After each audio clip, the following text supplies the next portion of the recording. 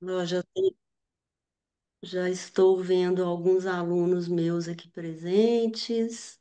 Sim, Clarinha, boa noite, pessoal. a Clara postou ali, escreveu no nosso chat, Endolara presente. Isso. Muito bom. É. Boa noite, pessoal. Boa noite a todos. Obrigado pela presença mais um dia da nossa semana, né? Tô vendo vários nomes, várias carinhas aqui que estão conosco desde segunda-feira, então eu fico muito feliz, assim, do fundo do coração, porque é um projeto que saiu da minha cabeça e eu vejo que temos público, tá dando certo, o pessoal tem divulgado, né? A gente passa aí de 30, 50, chegamos no primeiro dia a 120 pessoas online Hum, conectadas, então é claro que esse número oscila porque tem gente que tem compromisso um dia, compromisso no outro, tem o pessoal que estuda, tem o pessoal que gostaria de estar presente, mas tem aula, enfim, né? Acontece de um tudo. Mas ó, só hoje, pontualmente, já temos aí praticamente 30 pessoas na sala, né? E quando vai dando 7:10, 7:15, esse número aumenta bastante. Então, muito obrigado, tá? Muito obrigado mesmo pela presença de vocês. Enquanto eu vou abrindo aqui minha colinha, eu quero lembrá-los que nós temos ainda mais amanhã de, de curso, né? De treinamento, enfim, dessa atualização. E eu vou ser um pouco repetitivo, mas é porque às vezes temos colegas aqui que não participaram dos outros dias, né? Então, é um curso de atualização, a primeira vez que nós estamos fazendo, a ideia é que façamos um mês sim, um mês não. Acompanhe a página da Dentsply Sirona no Instagram. Se precisar, entre em contato comigo, tá? Agradeço também a nossa área de marketing aqui da companhia, né? Representada pela Milka, que está aqui, inclusive, conosco. A Milka é meu braço direito e esquerdo, meu apoio total, que acredita nos projetos e que me ajuda em absolutamente tudo. Quero agradecer também a Sônia, que é nossa speaker da noite, né? Eu me chamo Henrique, sou dentista e um dos meus papéis aqui dentro é justamente fazer esse relacionamento e essa organização junto com os nossos speakers, com os nossos líderes de opinião do mercado. A Dentsply Sirona, ela tem o privilégio de contar com os melhores professores do Brasil e do mundo, incluindo a professora Sônia Lara, que nós temos o prazer de tê-la conosco essa noite, né? Então, esses professores estão junto conosco, utilizam a nossa marca e por isso falam dela, né? Um dos meus papéis é justamente esse, fazer esse relacionamento com os professores. Os professores dão aula em nome da Dentsply porque acreditam na marca e não porque apenas são contratados por ela, né? Então, todos que falam utilizam, assim como eu utilizava quando eu também fazia parte da área clínica, e é por isso que eu tenho tanto orgulho de trabalhar por aqui, porque eu trabalho na empresa que eu admiro tanto, né? O objetivo dessa semana de atualização é gerar essa experiência para vocês, aprendizado para que vocês efetuem e façam dentro da clínica, dentro do ambiente de trabalho de vocês, utilizando os produtos da Dentsply Sirona, tá? Esses produtos são vendidos em dentais, né, nas dentais de maior confiança do Brasil. Então, vocês podem encontrar esses produtos, esses equipamentos, e se você for aluno de graduação, nós temos também um projeto para acadêmicos da Dentsply Sirona, se chama PADES, tá? Então, procure o seu professor, a sua professora de graduação, procure a Dentsply Sirona para saber o desconto que os alunos de graduação podem ter em cima dos nossos consumíveis, tá? Dos nossos produtos consumíveis de endodontia, tá? Então, busquem esses descontos, busquem utilizar esses produtos através dessas nossas aulas. É, Sem mais delongas, amanhã temos o último dia de curso com o professor Emanuel Silva. Utilizem o mesmo link sempre. O tema amanhã é muito legal também. Fala sobre artigos científicos, uma leitura dinâmica para endodontistas, né? Para que a gente saiba ler de maneira rápida um artigo científico, que nada mais é do que um embasamento da nossa atividade clínica. Então, Emanuel Silva, um dos maiores. caras que publicam aí hoje no mundo, estará conosco, né? Segunda tivemos pediatria, ontem imagem, hoje endoguide para canais calcificados e amanhã artigos científicos, tá? Sônia Lara, Soninha, é doutora em endodontia e mestre também, especialista em endodontia também, endodontista no seu consultório, então ela participa e faz a área clínica nas mãos, né? Professora titular de endodontia na UIT por 25 anos, coordenadora do curso Endolara de pós-graduação em endodontia. É speaker, Key Opinion Leader da Dentsply Sirona já tem alguns anos, autora e coautora dos artigos científicos publicados em revistas internacionais e nacionais e membro do EndoGuide Group Brasil. Certo, Soninha? Obrigado pela sua presença. O palco é seu, brilhe muito. Estou ansioso para aprender com você essa noite. Obrigada, Henrique. Antes de compartilhar a tela, eu só queria fazer um agradecimento antecipado a todos que estão aqui conosco. Agradecer a Dentsply Sirona pela oportunidade. E para você, Henrique, um agradecimento especial, porque você tem um ouvir muito atento aos professores, né? A gente tem que ter uma ponte entre nós, professores, que lidamos com educação e não com vendas e não com outras ações, e uma empresa desse porte. Então, a gente, né, eu estou falando por mim, mas é unânime, né? A gente se sente muito acolhido com essa disponibilidade que você tem conosco aí nessa empreitada nossa, né? Pela endodontia. Muito obrigada, viu? É um prazer estar com vocês. Eu vou compartilhar, você só checa, por gentileza, se tá tudo certo. Só colocar no modo apresentação. Certinho, só. Certo? Ótimo. Certíssimo. Então tá. É, deixa eu só fechar uma barra que está aqui em cima, ou ela fecha sozinha, hein? Eu acho que ela não fecha. Acho que você fica arrastando ela, porque ela não fecha, não. Acho que é só barra de controle, né? Isso, já arrastei aqui, ótimo. Tá bom. Muito bem, gente. Hoje o nosso assunto, então, é falar sobre o EndoGuide, né? E é uma forma de fazer endodontia guiada. E antes de entrar nesse assunto propriamente dito, eu queria dizer que hoje a gente tem um privilégio de poder trabalhar com fluxo digital em endodontia e todas as suas possibilidades, né? O fluxo digital, desde a nossa radiografia digital, nossos motores, localizadores, a in- é, incorporado, poder incorporar, né, a tomografia no nosso dia a dia. E agora com o EndoGuide, o fluxo digital completo, onde a gente vai utilizar scanners intraorais, impressoras 3D, softwares de planejamento, softwares de manufatura. Então, aumenta muito as possibilidades de previsibilidade no nosso tratamento endodôntico, especialmente em casos mais desafiadores. Ontem nós tivemos uma aula tô- parece que deu uma travadinha aqui. E olha que a gente testou, hein, Henrique? Agora foi. Foi Ontem sim. tivemos um momento muito especial com o professor Marco Santiago, que falou muito bem sobre a tomografia em endodontia, as possibilidades de diagnóstico, as possibilidades de traçar, né, de plano de tratamento.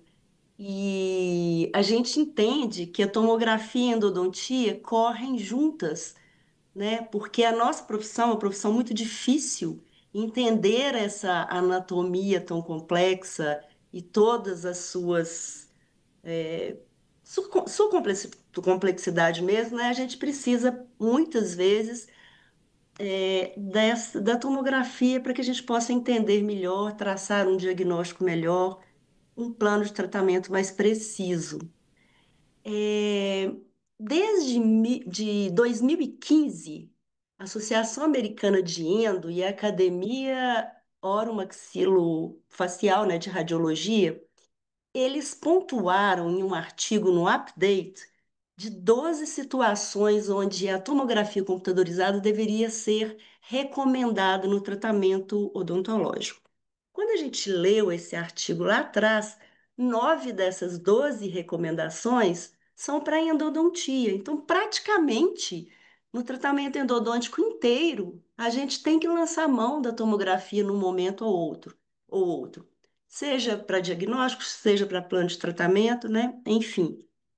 E o número 4 desse artigo é a localização de canais radiculares calcificados, e a gente hoje não imagina você abordar o tratamento de um canal calcificado sem uma boa tomografia computadorizada, sem um mapeamento desse canal, se ele existir. O EndoGuide, ele surgiu, a endodontia guiada, para resolver casos complexos, tais como canais portando calcificações severas. Esse caso foi um caso que eu resolvi com o EndoGuide, né? Esses casos que, pela radiografia, você fala não tem canal, mas esse paciente se apresentou com dor e na tomografia, em um corte ou outro, você consegue ver meu mouse, o Henrique? Conseguimos sim, só dá para ver. Em um corte ou outro, a gente consegue ver uma luz de canal, uma imagem ou outra, né? Então, tudo surgiu na tentativa de, inicialmente, resolver essa problemática desses canais desafiadores. Hoje a gente tem muitas outras indicações para o EndoGuide, só que hoje a gente vai abordar só canais calcificados.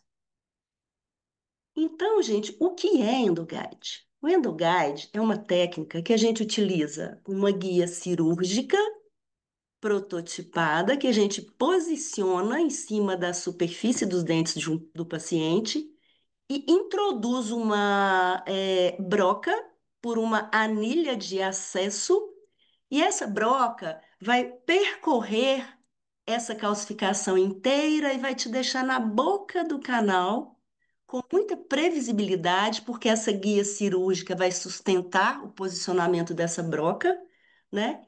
E tudo isso é planejado tridimensionalmente, trazendo os nossos resultados, né, para um outro nível, né?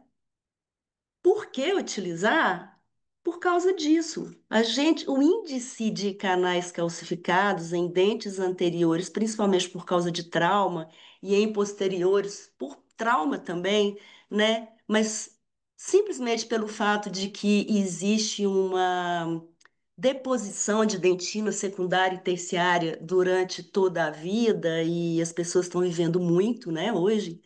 Então, a demanda para tratamentos endodônticos com cavidades pulpares mais estreitas tem aumentado, e eu fico pensando o seguinte, né? Para nós especialistas, para aqueles que estão estudando ainda, mas se querem tornar isso uma especialidade na carreira, a gente tem que estar preparado para canais mais complexos, porque o fácil, né? A maioria das pessoas fazem, e eu acho que hoje, com esse fluxo digital, a gente tem condição de resolver esses casos e dar o resultado muito previsível para os nossos pacientes.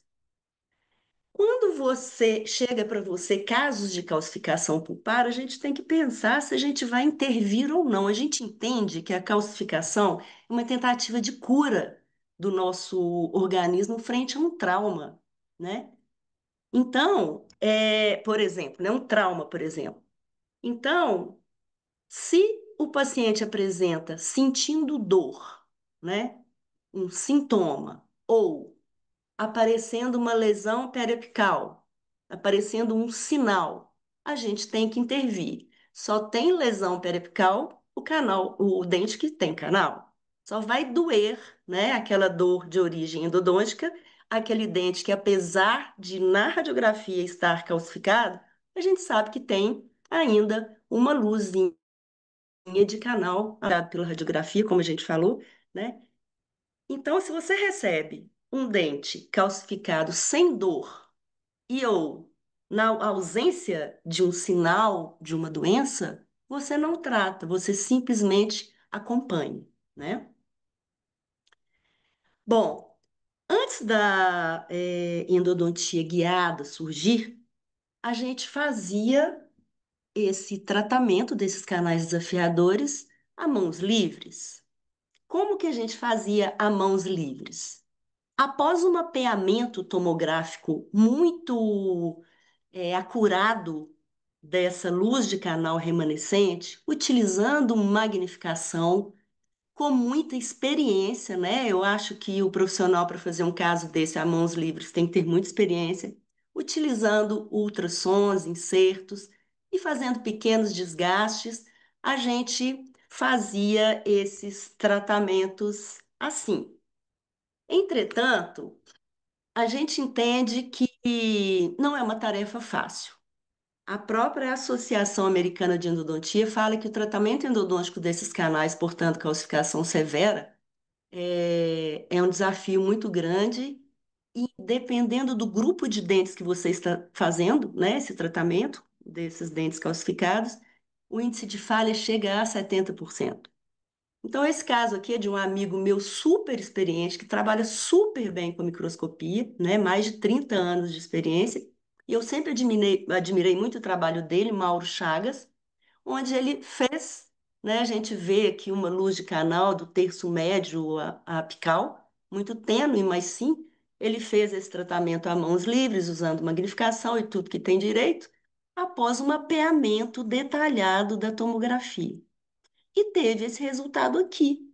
Eu achei muito interessante. Eu conversando com ele, eu falei: Nossa, Mauro, eu realmente tenho dificuldade, eu tenho um certo receio de fazer esses casos mais desafiadores a mãos livres, porque eu já errei, eu já desviei, eu já perfurei. Eu não acho uma tarefa muito fácil. Ele virou para mim e falou assim: Sônia, depois de ter mapeado, de ter trabalhado com microscopia, com muita tranquilidade, eu não estava conseguindo achar o canal e pedi uma outra tomografia, uma tomografia transoperatória, para ver onde eu estava, né? E aí eu vou mandar para você essa imagem. E ele me manda essa imagem aqui de um corte sagital, onde a gente vê um desgaste excessivo, né, na direção vestíbulo lingual, quando ele viu que, né, apesar de todo cuidado, ele não estava indo na direção do canal remanescente. Então, isso é considerado uma falha, porque existe um desgaste muito extenso e o dente pode ficar friável, né? E aqui eu estou mostrando para vocês alguns cortes de outros casos que eu recebi, né? Mostrando um desgaste. E isso, gente, se você, quando a gente está trabalhando a mãos livres, usando microscopia, pontas ultrassônicas, enfim. O que que a gente tem para a gente acompanhar esse desgaste? Radiografias, na maioria das vezes, né? A gente não tem um tomógrafo para falar, desci um pouquinho, vou tomografar. Desci mais um pouquinho, vou tomografar. Então, a gente vê numa visão radiográfica, onde, por exemplo, coincide com essa imagem coronal tomográfica, onde você está vendo que você está tentando aqui chegar na luz do canal, mas quando você faz um, uma tomografia, pega um corte sagital, você vê que esse desgaste está indo para vestibular, é uma coisa que a gente não vê radiograficamente, né? Então, isso é considerado falha e outros casos também, todos que eu tentei resolver depois, esse desgaste excessivo, né, procurando canal na região coronária dos dentes, a gente sabe, né, que a calcificação geralmente começa no terço cervical, caminha para o médio, vai para o apical, né, então a gente não tem que ficar rastreando isso com broca inicialmente, olha no sagital como que houve um desgaste excessivo, né? Então, gente, a nossa preocupação é o seguinte: é, eu consegui acessar o canal a mãos livres, né? mas será que eu estou avaliando se esse dente, o desgaste que ocorreu, qual que vai ser a longevidade desse dente na boca, né? Então é uma coisa para a gente refletir.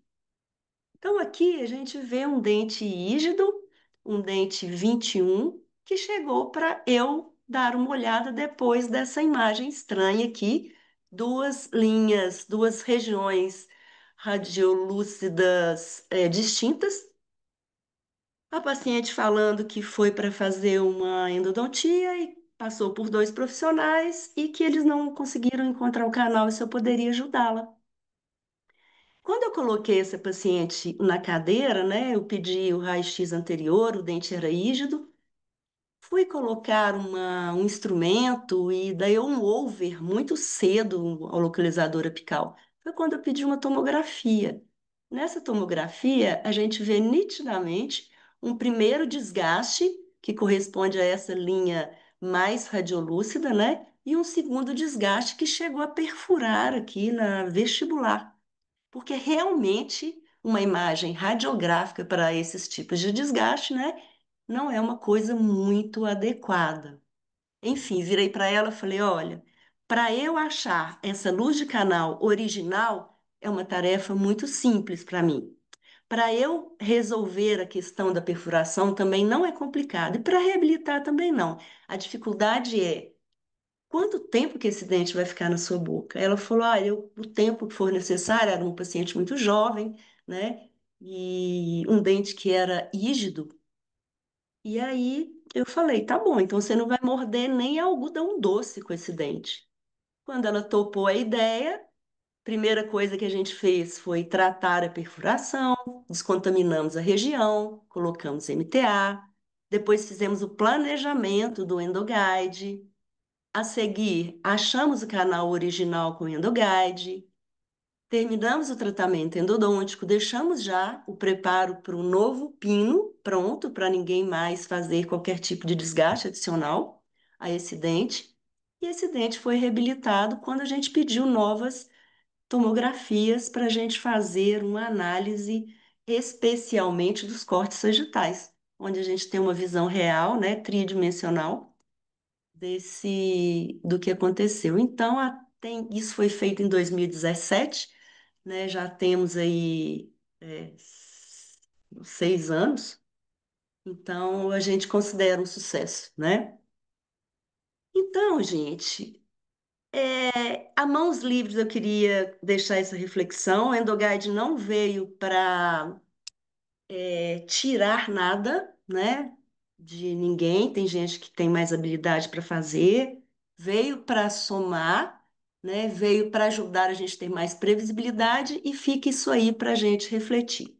Então, eu queria mostrar agora um caso feito com endoguide desse dente calcificado, um dente 21 também, onde a gente não vê luz de canal na radiografia, já sim, consegue ver por essa radiografia uma lesão periapical, então a gente tinha que intervir nesse caso.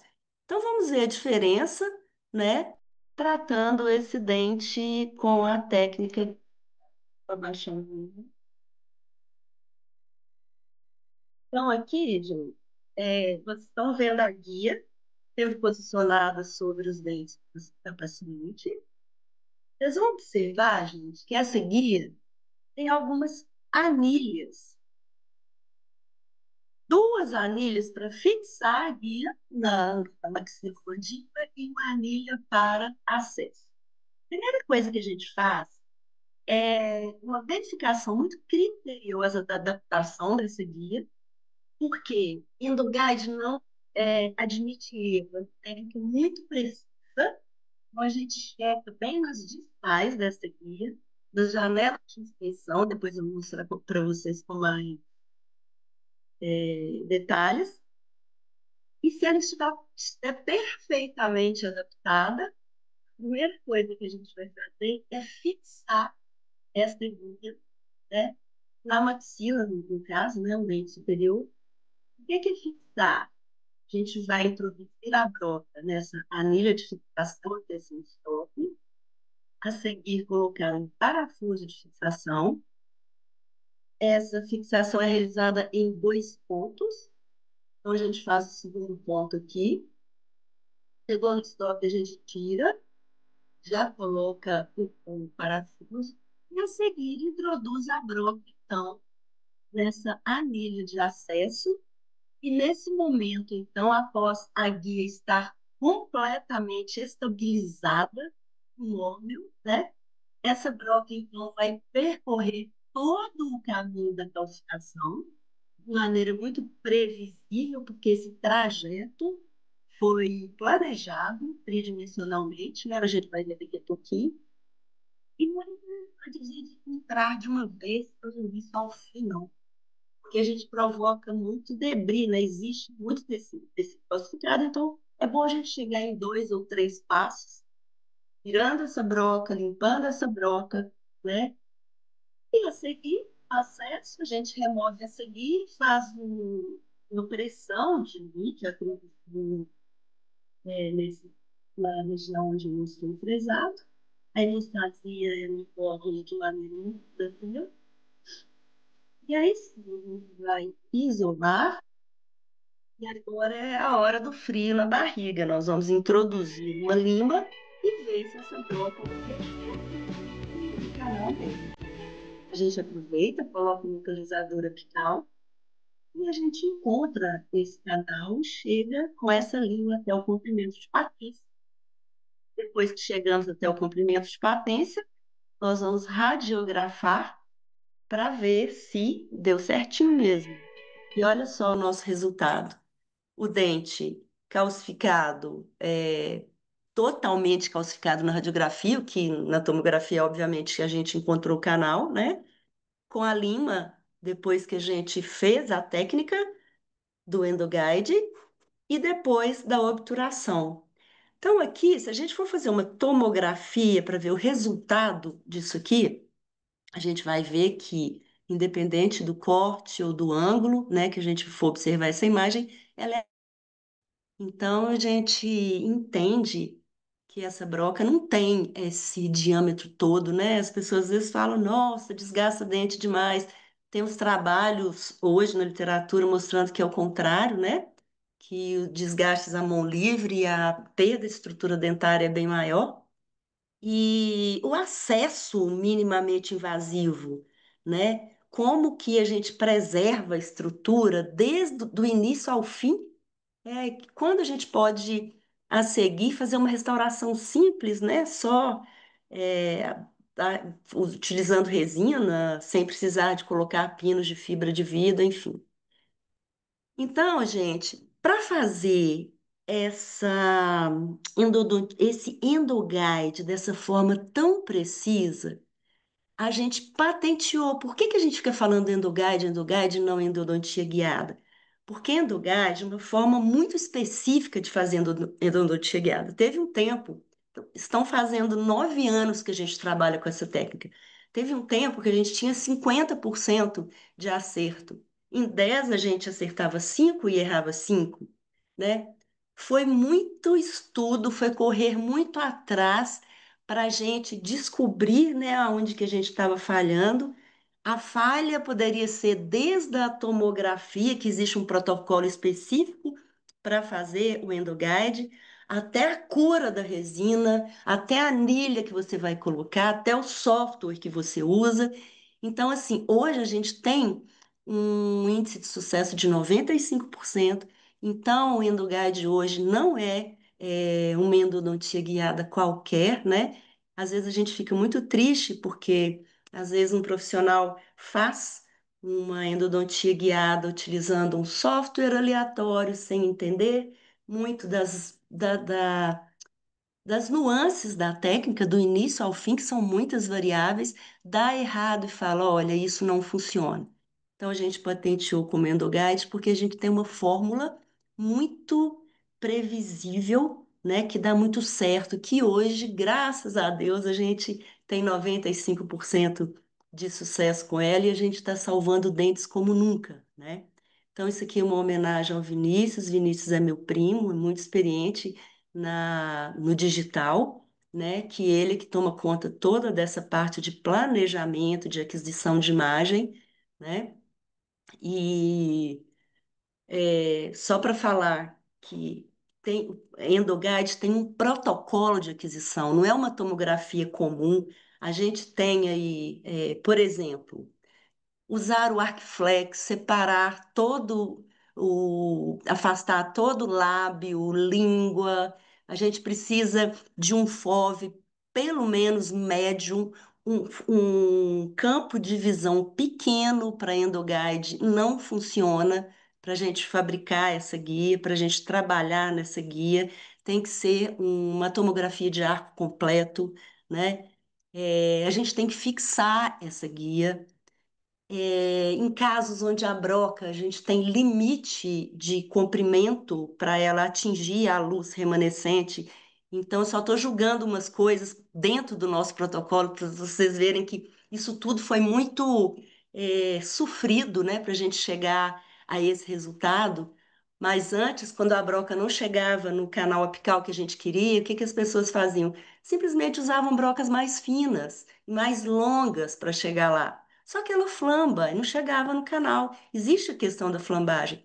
Hoje a gente desenvolveu algumas coisas que a gente usa duas guias, com anilhas diferentes. Eu não vou conseguir entrar em muito detalhe hoje, mas isso faz parte do protocolo Endoguide. Outra coisa, os tipos de anilha que a gente utiliza para as várias coisas, né? Então, quer dizer, não é qualquer software, não é qualquer protocolo tomográfico. Então, enfim, por isso que a gente tem a patente desse nome Endoguide, pela precisão desse procedimento. Ô, Então, Sô, gente, posso oi? interromper?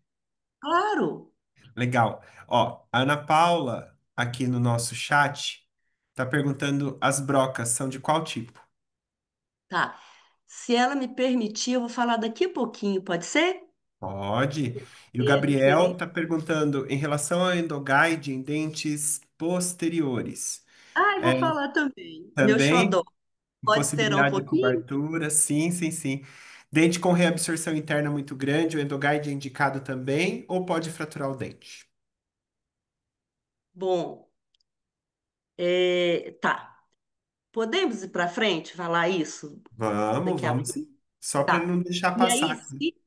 tá, eu tenho aqui muita coisa, e se eu deixar de falar alguma coisinha no final, você me pede, pergunta de novo, por favor? Sim, sim, sim. Então tá. Então aqui é a primeira vez, o primeiro uso do CAD/CAM em endodontia. O que que é isso, gente? Quando o endodontista ele consegue enxergar a necessidade e o desejo de fazer um endoguide no paciente, a primeira coisa que ele tem que fazer, tem que é, falar para o paciente um centro radiológico, fazer uma tomografia computadorizada com Anibim, né, com o protocolo EndoGuide,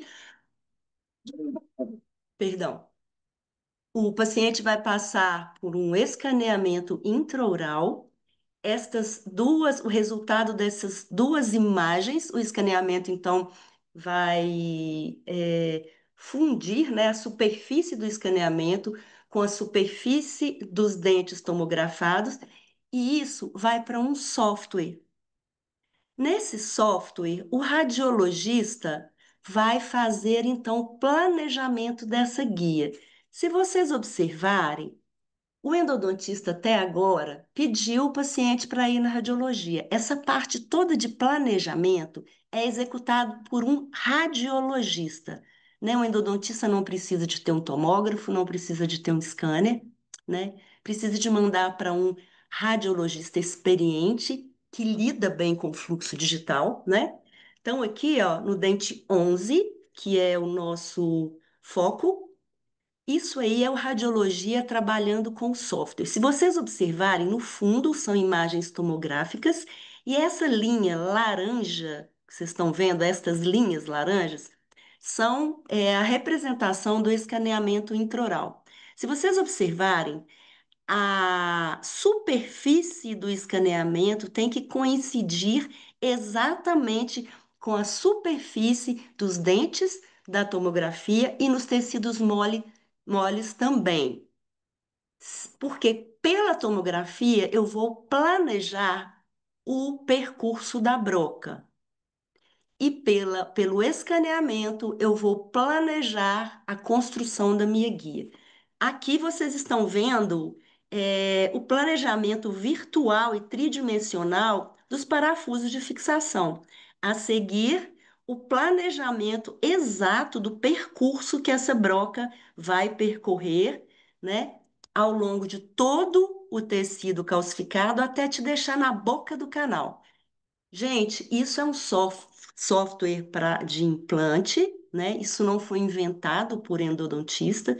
O que a gente fez foi melhorar a técnica, mas isso tudo foi inspirado em cirurgia guiada e implantodontia guiada. Então, aqui a gente vendo essas coincidências e planejando um percurso exato dessa broca, tridimensionalmente, né? A seguir, então, vai ser desenhada uma guia cirúrgica sobre esse percurso da broca, que vai sustentar esse percurso de forma exata para que essa broca te deixe no início do canal remanescente. Então, agora a guia está sendo construída virtualmente, de novo, pelo radiologista. Até agora, o endodontista não teve que atuar. Então, de novo, tem que ter um radiologista experiente em fluxo digital. A gente tem ótimos, né? E porque a gente tem que confiar nesse planejamento, né? Assim, a guia está sendo construída, vocês vão vê-la aí, de forma virtual, né? E a seguir, essas informações são enviadas para uma impressora 3D, onde ela vai ser prototipada. Então, uma guia que era virtual, ela agora será física e será uma guia muito precisa também. Isso aqui é só para lembrar que após o planejamento, né, desses percursos da broca, dos pontos de fixação, são enviados para a gente aprovar. Olha, tem alguma dúvida? Eu posso seguir com a execução dessa guia. Se você aprovar, então, essa guia é prototipada e a partir desse momento é que o endodontista vai atuar. Ele vai receber essa guia em seu consultório. Agora nós vamos começar a trabalhar, nós endodontistas. Antes, né, foi o radiologista que fez tudo. Então, essa guia que a gente vai receber são guias com duas anilhas de fixação, uma de acesso e janelinhas de inspeção para a gente checar também a adaptação da guia. Qual broca que a gente usa? A broca mais assertiva, que a gente tem um índice de sucesso altíssimo com ela, é uma broca do kit de implante da Neodente, mas você não precisa de comprar o kit de implante, você pode comprar a broca separada. É uma broca de 1,3 de diâmetro com essa referência aqui, ó. Você pode comprar essa broca diretamente na loja da Neodente. Os fixadores também você pode comprar separadamente, né? A referência deles estão aqui. É uma broca com 20 milímetros de comprimento no total. Geralmente a gente utiliza 8 milímetros de anilha e sobra 12 milímetros para o comprimento de trabalho. Esta é a forma super assertiva da gente utilizar o EndoGuide, só que a gente tem muita limitação. Só isso aqui a gente poderia ficar falando aí umas 2 horas, né? Essa broca, às vezes, não vai ter o comprimento inteiro, não vai ter o comprimento suficiente para chegar, por exemplo, num canal remanescente de um canino longo, por exemplo, né? Então, de novo, não é simplesmente pegar uma broca super comprida, né, e introduzir, não vai dar. Por quê? A gente tem que pensar que para uma broca ter uma estabilidade, uma precisão muito grande, ela tem que ter uma mistura, cálculos misturados de diâmetro com comprimento de anilha. Então, não é um cálculo muito simples. Então, essa é a forma muito assertiva da gente trabalhar. E quando não dá certo, a gente tem outros recursos que a gente desenvolveu ao longo desses anos aí, né? Falando rapidamente de motor, que é uma coisa muito importante, que não tem artigo nenhum que fala. Às vezes a gente quer escrever artigo, mas a gente não é pesquisador, a gente é clínico, né? É de colocar a mão na massa. E é muito difícil, às vezes, publicar artigo, mas o que que é importante no motor? Primeiro endoguide que eu fiz, eu vi que a broca tinha um encaixe para baixa rotação, eu usei o contra-ângulo do equipo mesmo. A seguir eu pensei, puxa vida, os nossos motores endodônticos têm encaixe para baixa rotação, quando eu usei o X-Mart antigo que eu tinha, né? Depois eu usei o da VDW, e depois eu passei a utilizar o motor X-Mart Plus. Mas o que que eu consegui, a gente conseguiu perceber? A gente aprendeu e desenvolveu essa técnica no Brasil. Começamos em 2016, foi meio na marra, sabe? Porque não tinha nada na literatura. Alguns artigos surgiram em 2016 e a partir daí a gente começou a trabalhar no mesmo tempo. Então a gente descobriu muita coisa. Uma das coisas muito importantes é que o torque é muito importante. No contra-ângulo do nosso equipo, muitas vezes o motor parava, o tecido calcificado ele é muito duro, né? Então, por exemplo, o X-Mart Plus, não, o X-Mart antigo, ele tinha 5 de torque máximo. O X-Mart Plus, 4. A gente chegou a trabalhar com um Elementos Moto da Cybron Endo que tinha 8 de torque, melhorava. E teve um momento, um caso que eu fiz, foi só um, graças a Deus, onde a broca parou no meio do caminho, eu não consegui prosseguir com o motor de endo, eu não consegui, aí eu desconectei o contra-ângulo do motor na broca, eu não consegui tirar a broca, mesmo com alicate, né, fazendo sentido anti-horário, tentando de tudo. Foi quando eu pensei, gente, eu vou pegar um motor de implante e vou colocar e vamos ver se vai dar diferença. E coloquei um torque aleatório, um torque 20. E aí a broca continuou descendo maravilhosamente bem.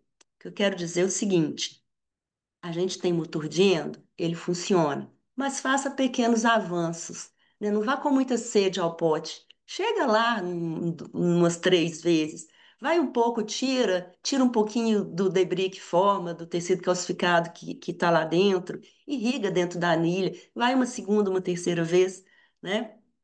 Para que não haja esse imbricamento e você corra o risco de parafusar esse instrumento dentro do seu canal. Então, falando disso, o torque é muito importante. A gente vai deixar sempre o torque no máximo do seu motor endodôntico e no máximo de velocidade também, que gira em torno aí de 1.000 a 1.200 RPM. Para nossa grande alegria, né, o nosso X-Mart Pro é um motor novo da Dentsply Sirona e que tem um torque máximo de 7,5. Isso veio a calhar para a endodontia guiada, porque já fez uma diferença muito grande.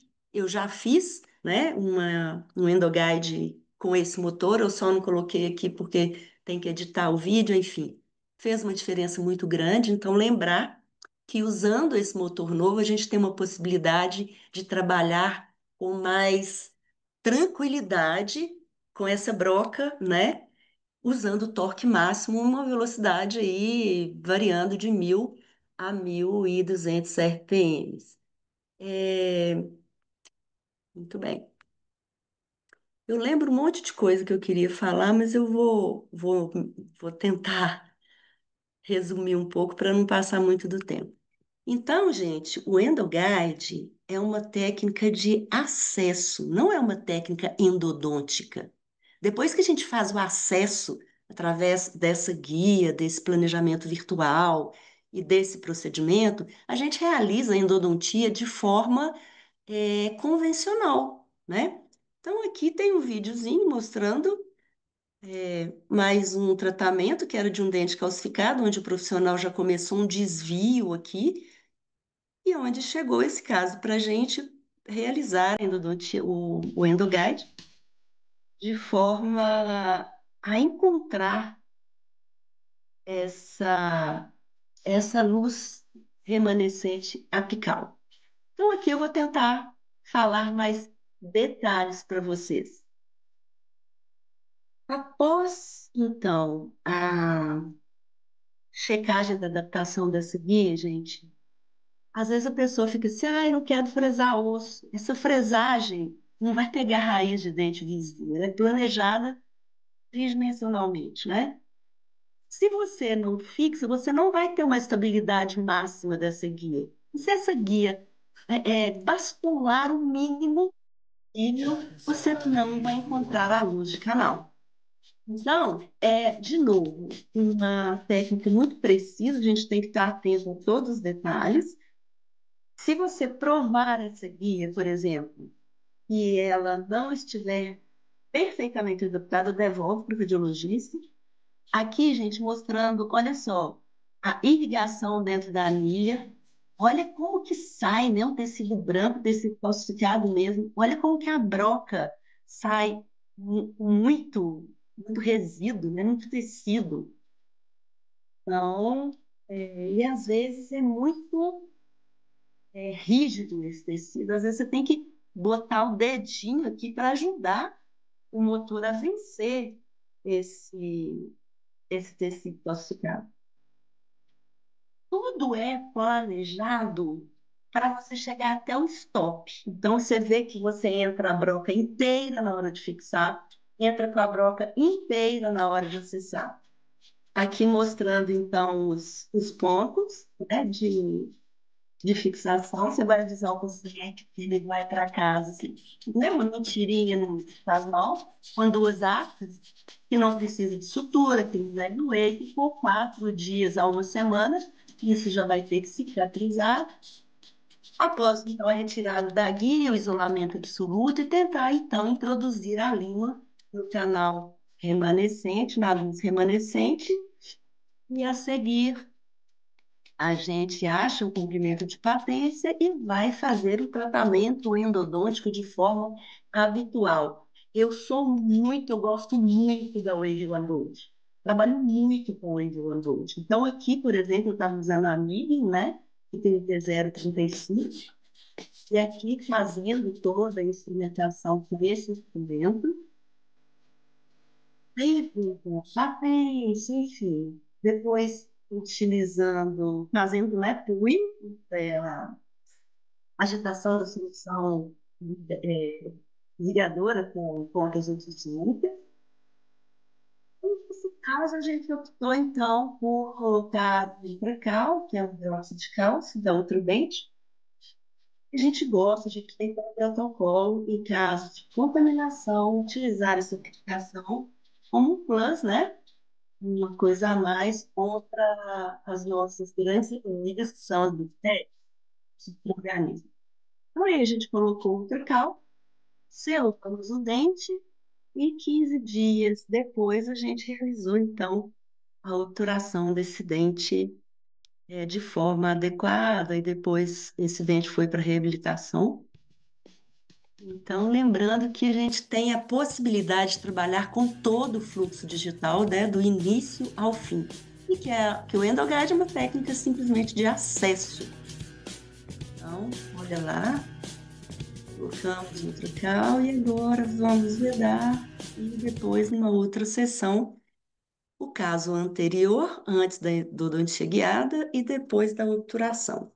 Ai, tá lindo, tá totalmente Não, tá lindo, para mim tá lindo, foi sucesso, a gente conseguiu alcançar, a gente conseguiu resolver o problema do paciente, né? Então, gente, só para dizer que desde 2019, né, todas essas sociedades e academias, né, a gente tem que se pautar muito nelas, né, porque elas são as nossas autoridades, já falam que, olha, tratar canais, portanto, calcificações severas, a gente tem que pensar na possibilidade de endodontia guiada.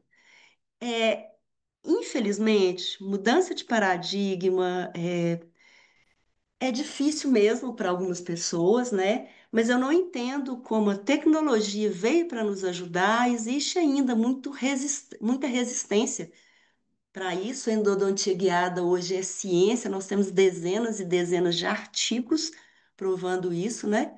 E eu não tenho acanhamento nenhum em dizer que se isso veio para nos beneficiar, eu acho que talvez seja o momento da gente abandonar as práticas antigas, né?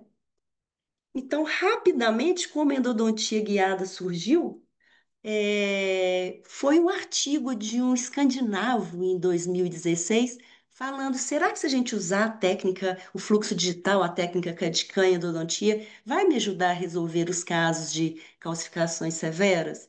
Foi quando o Vinícius leu esse artigo nessa época e apareceu para mim logo em seguida alguns casos e eu comecei a fazer, né?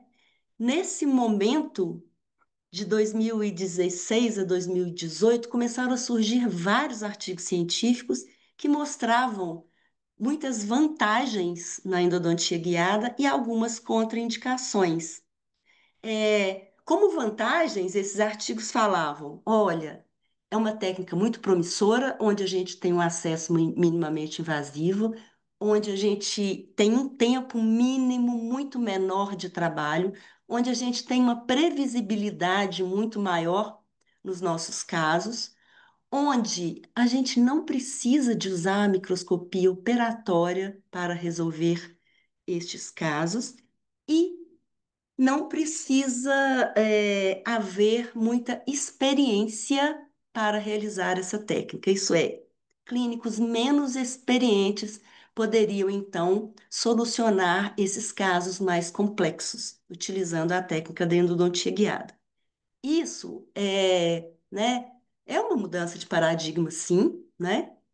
E tinham essas vantagens todas, isso aí não sou eu que estou falando, são os artigos que foram publicados nessa época, mas também falavam de contraindicações. Falavam, olha, a endodontia guiada não seria possível fazer em molares, porque os molares são curvos, geralmente, né, a maioria, e a broca, ela é reta, e outras coisas também é que toda vez que se realizava uma endodontia guiada em dentes anteriores, a broca tinha que seguir reta, então ela passava pela incisal dos dentes e destruía a incisal de dentes rígidos. Então, essas eram desvantagens. Mas, interessantemente, o meu primeiro caso de endoguide em 2016 foi em molares. Foi quando chegou, deixa eu ver se tem imagem dele aqui. Tem dois molares para mim, dente 27 e 28, com grandes lesões. Quando eu fui abrir esses dentes para realizar a endodontia, eu não consegui achar o canal palatino do 27 e o disco vestibular do 28. É estranho, né? Mas o terço cervical estava todo calcificado. Quando eu virei para o Vinícius, falei: olha, eu tenho essa limitação. E ele falou: não, vamos realizar a endodontia guiada. E foi quando a gente começou a fazer esses casos. Quando eu fiz esse caso com muita previsibilidade, fiz essa técnica e consegui acessar esses canais, e aqui o caso terminado, eu falei: puxa vida, a literatura toda contraindica a realização em molares. Então, vamos tentar publicar. Foi quando a gente mandou esse trabalho, esse caso que eu realizei no meu consultório para o Joey, né? E ele foi aceito. E esse foi o primeiro trabalho brasileiro, né, sobre endodontia guiada publicado no Journal of Endodontics. E foi o primeiro artigo no mundo, né, mostrando que endodontia guiada em molares não era uma contraindicação. E nesse trabalho a gente discutia muito que a parte curva do canal ela se encontra mais no terço apical e que a gente vence essa calcificação mais nos terços cervical e médio. É óbvio que não existe nenhuma técnica sem contraindicação. Em um caso ou outro, essa questão de curvatura contraindica a utilização dessa técnica, mas na maioria não, nós já fizemos vários, né? Então, depois, se vocês quiserem saber mais detalhes, a gente pode conversar mais sobre isso. E aí, gente, para nossa surpresa, nós ganhamos a capa do Journal of Endodontics também, né? Quando a gente mostrou que não seria uma contraindicação e não seria uma desvantagem. E o meu segundo caso foi quando eu realizei uma endodontia guiada de um caso. Ué, por que que eu não coloquei aqui? De um caso complexo, né? e pedi que o Vinícius planejasse a endodontia, o acesso pela palatina. Porque na literatura falava o quê? Ah, eu não consigo, eu só posso acessar de forma reta. Aqui nessa imagem à esquerda, todos os trabalhos, todas as endodontias guiadas do mundo eram realizados assim. Não se imaginava que poderia fazer uma endodontia guiada através da Palatina. Foi quando, meu segundo caso, eu pedi um planejamento pela Palatina, porque eu não queria que a minha paciente perdesse a incisal de um dente rígido, né? E foi um sucesso, né? Esse foi o planejamento aqui passando pela Palatina. E aqui o resultado de nossa endodontia guiada, mostrando um acesso minimamente invasivo, sem precisar de desgastar a incisal dos dentes. Quando a gente mandou isso para o Joey, uai, onde que está o artigo? Aqui. E nós recebemos a grata surpresa dele ter sido aprovado e o Joey apresentou esse trabalho como uma nova maneira de fazer o endoguide. Mais um paciente que eu realizei, né, no meu consultório e que a gente conseguiu publicar melhorando, a gente desenvolveu, né, ajudou a desenvolver, a melhorar essa técnica da endodontia guiada com o nosso protocolo, né, por isso que a gente tem isso como Guide, a gente ganhou da Associação Americana de Endo também, como um dos artigos mais lidos, com avanços científicos, né? A gente ficou muito feliz com esse retorno. Mais uma coisinha sobre dentes posteriores. é, Foi um dente que estava sintomático e um dente que na radiografia ele estava muito tranquilo. Eu não conseguia ver qual era o problema. Nós pedimos uma tomografia e vimos que tinha um quarto canal que não tinha sido contemplado, né, no primeiro tratamento. E no outras imagens também a gente viu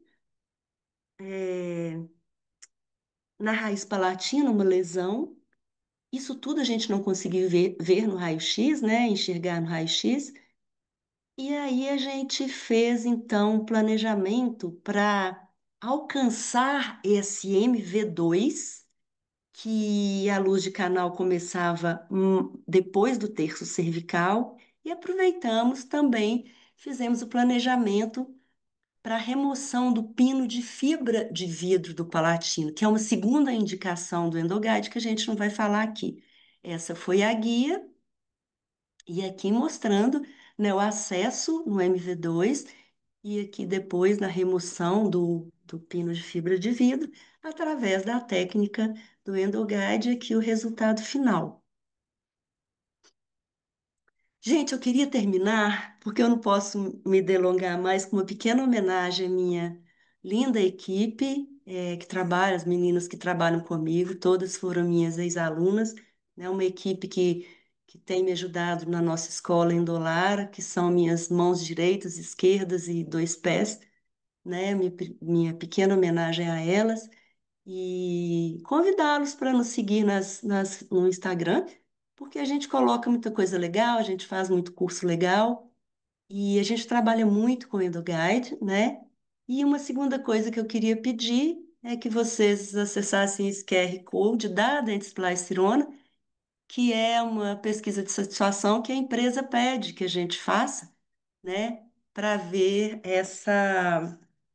a continuidade dessa educação continuada aí, que é um projeto tão legal que a gente tem que parabenizar o Henrique e a empresa por essa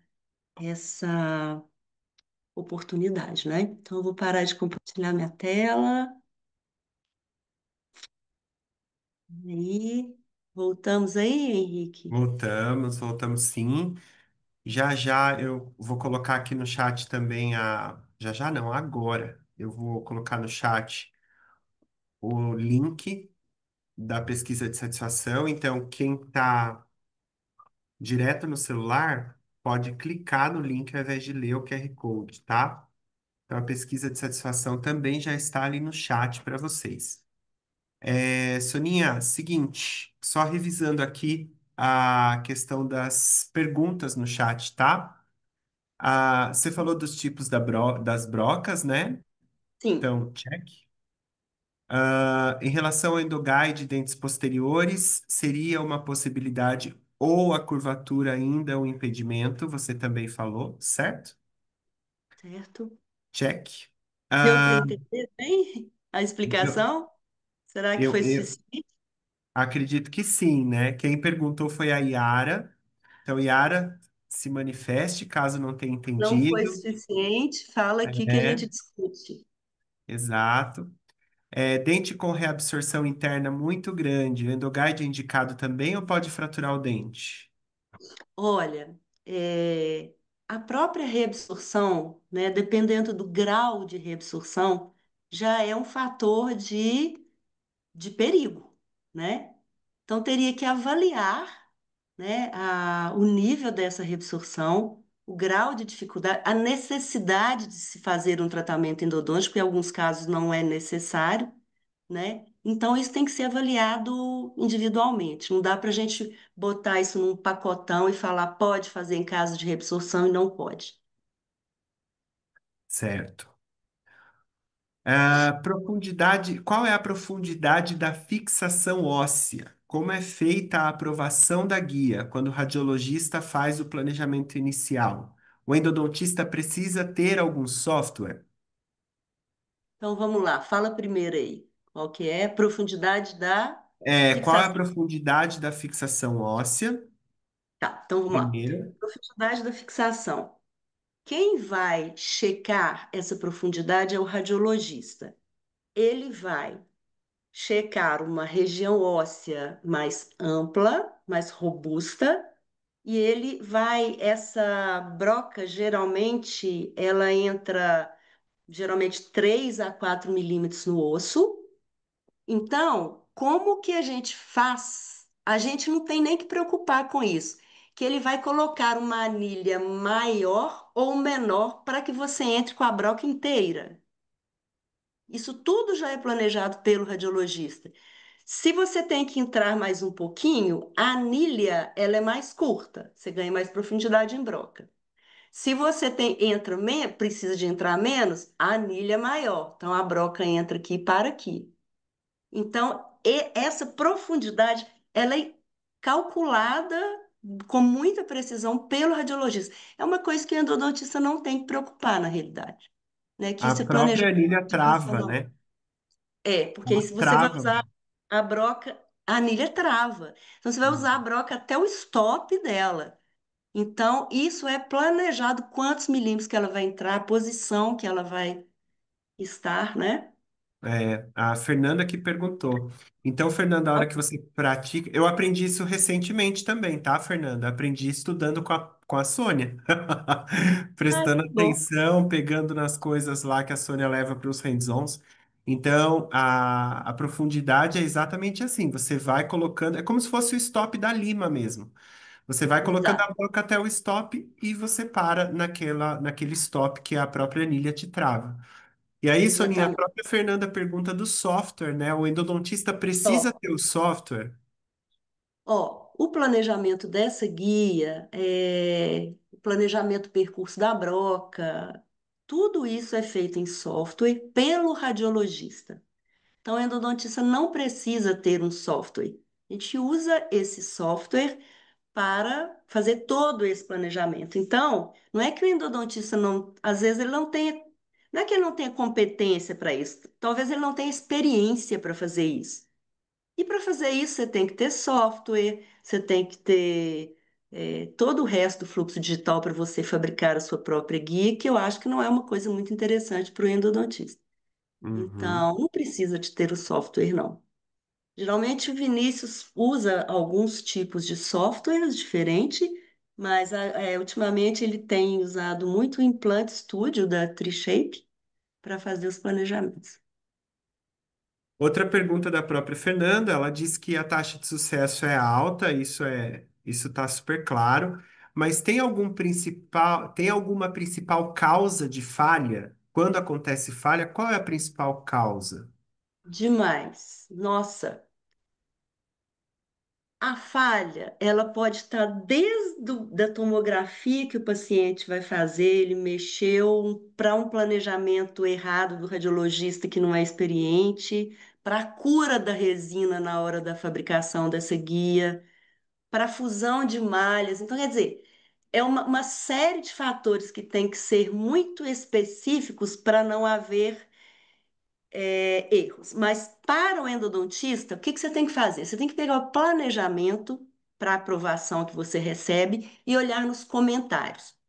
Por exemplo, a gente entende que tem que ter 0,75 milímetros de espessura entre a broca, entre o orifício que vai fazer e de parede de dente, um limite de segurança.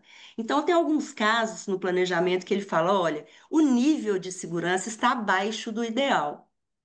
Quando vem isso para mim, eu nem prossigo. Eu falo, então você não vai fazer a guia. Porque se eu fizer com um nível de segurança baixo, a parede de dentina vai ficar muito fina. Isso vai comprometer a longevidade do meu dente. Então, isso é uma coisa interessante. Outra coisa, vai vir assim, desgaste de esmalte primeiro antes de fazer a endodontia guiada. Essa broca, por exemplo, não desgasta esmalte. Então, a pessoa tem que entender, né, conhecer, né, todas as nuances para que você não erre. Então, assim, a curva de aprendizado é baixa? É, mas o conhecimento tem que ser extenso. Uhum, perfeito. Outra pergunta, sua. O radiologista indica a broca durante o planejamento? Como que é feita essa escolha da broca? Tá. Como eu falei para vocês rapidamente, essa broca é uma broca que é a mais estável, é que a gente consegue muita estabilidade no percurso, principalmente para que ela encontre o canal. Vocês concordam que uma broca, para achar um canal que é muito fino, ela não pode ser muito fina? Existe um nível muito pequeno de flambagem, que até tem isso em artigo científico, que é 0,42 milímetros, que a broca flamba. Então, se eu usar uma broca muito fina, esquece que a sua broca não vai achar o canal. Tem que ter uma broca com uma pequena margem de segurança, para que quando você faz o orifício com a broca, às vezes você encontra o canal no centro, às vezes ele está nesse cantinho aqui, às vezes ele está nesse. Essa broca tem um tamanho ideal, com uma anilha muito específica, para que ela tenha esta estabilidade e que esse diâmetro dela consiga contemplar essa mini flambagem desse instrumento.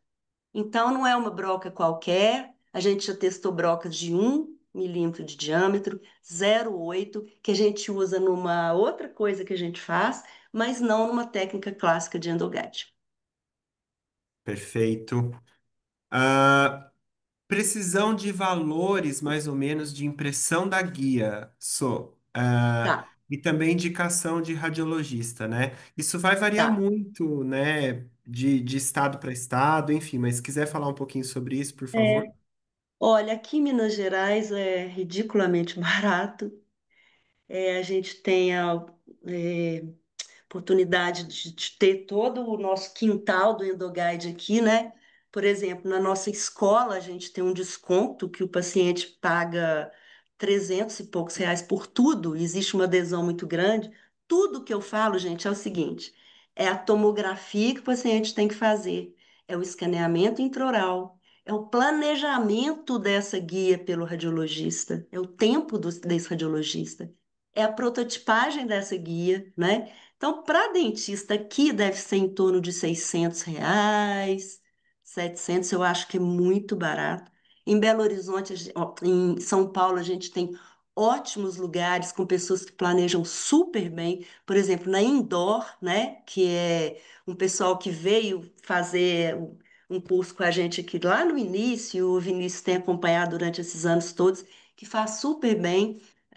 Existem polos de profissionais muito que entendem muito bem desse planejamento, eu acho que no Rio, em Brasília, né? Isso não é uma detenção só nossa, não, né? E eu queria convidá-los para acessar a página da Slice, que mesmo que eu não consiga dar esse tipo de informação, se estiver em outro estado, você pode perguntar que eles vão te falar alguém, parceiro de confiança que possa fazer esse planejamento para vocês.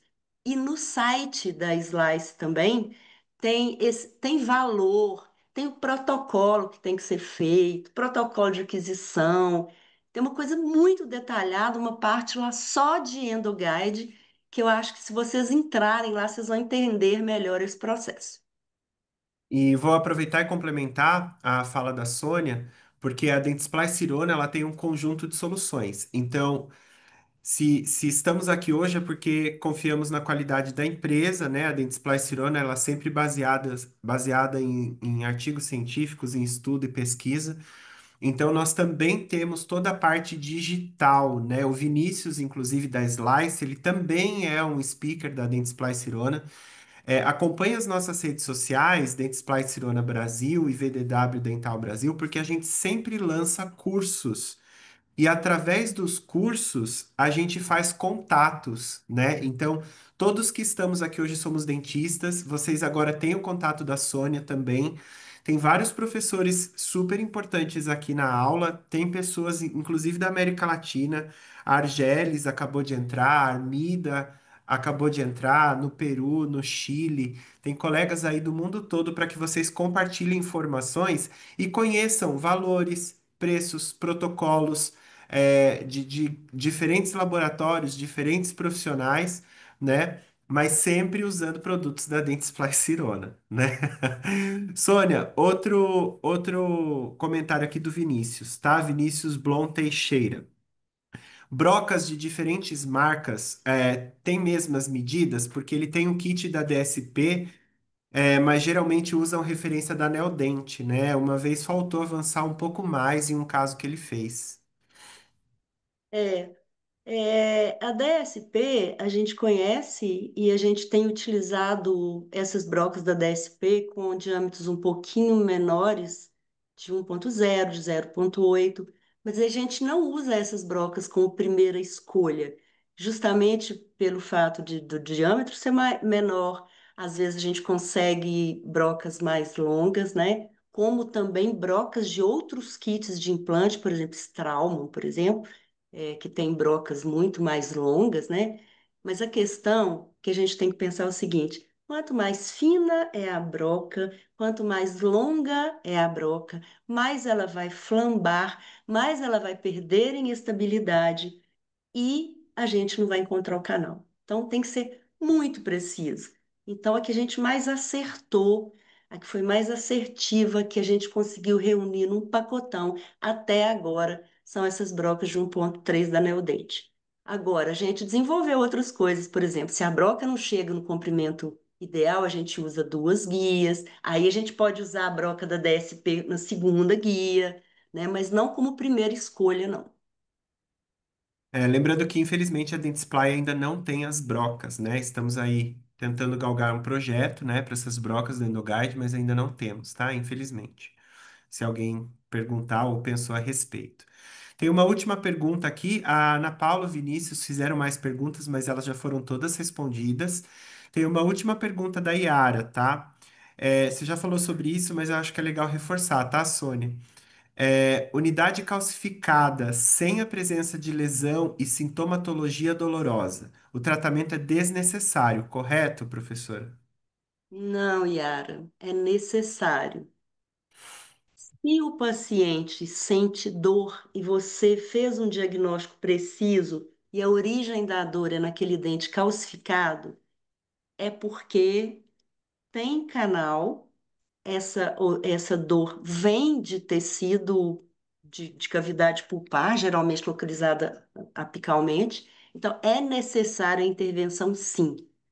A sintomatologia dolorosa e ou lesão periapical é necessária intervenção. A gente só não intervém quando você não tem dor e não tem presença de lesões periapicais. Aí você só acompanha. E me lembro só uma coisa que quando eu estudava, né, há muitos anos atrás, eu tenho mais de 30 e tantos anos de formado, a gente estudava nos livros que pacientes traumatizados e tal, a gente acompanhava por 2 a 4 anos. Hoje a gente sabe que acompanha durante a vida inteira, né? Que coisas acontecem depois de 10, 15, 20 anos. Legal. Muito bem.